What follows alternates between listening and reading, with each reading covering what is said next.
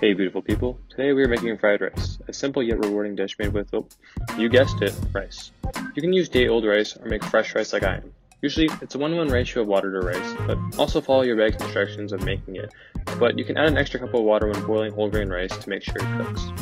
To start, you're going to prepare the vegetables and aromatics in the fried rice, but today we're using minced garlic, oregano leaves from the garden, a white onion, and a carrot.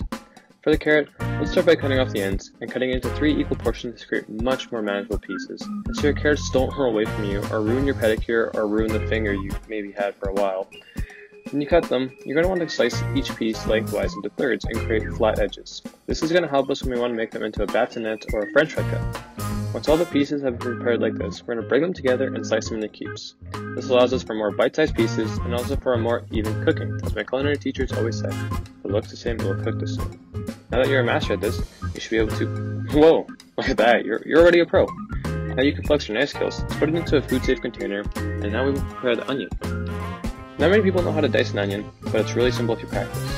First, cut off the edges, then cut it in half and remove the outer skin. We're going to use about half an onion in this recipe.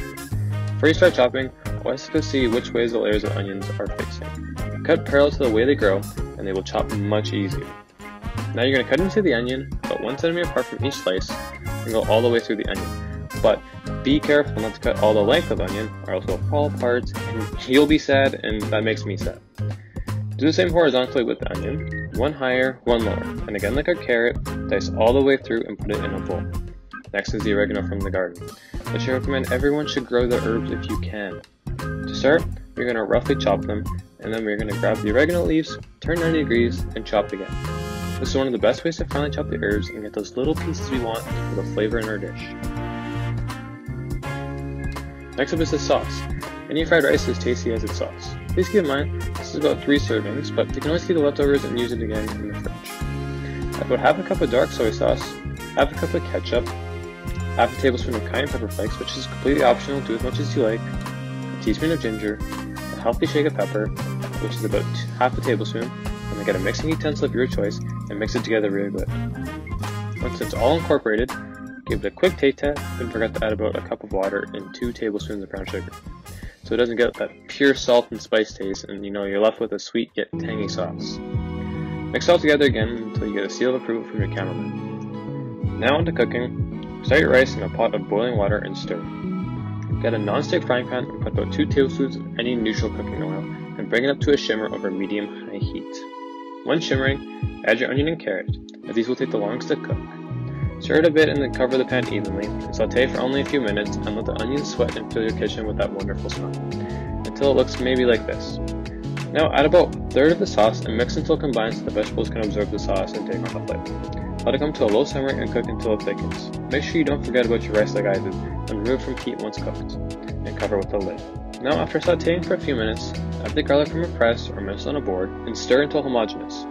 Don't cook for long. Garlic burns very fast, so we only want to cook it until it becomes really fragrant. Next, we're going to crack the eggs into the sauce. You can cook and scramble these ahead of time and add them now, but I was just lazy and scrambled them now, as I also ran out of bowls to put them in. I usually use about 1 egg per person, but use as many as you like. Add your oregano leaves and lower the heat. Once this is all done, you can add the rice. A fun tidbit to know about your rice is done is you can A, taste it, but you can also see these little craters when you're boiling. The rice pops up and any leftover water creates these. Incorporate the rice and combine until everything is evenly distributed and it looks like this. Spread it evenly and let it sit over the leftover heat until ready to serve. For serving, you can prepare a garnish of thinly chopped green onions and cut it into a bit of a bias, or slant.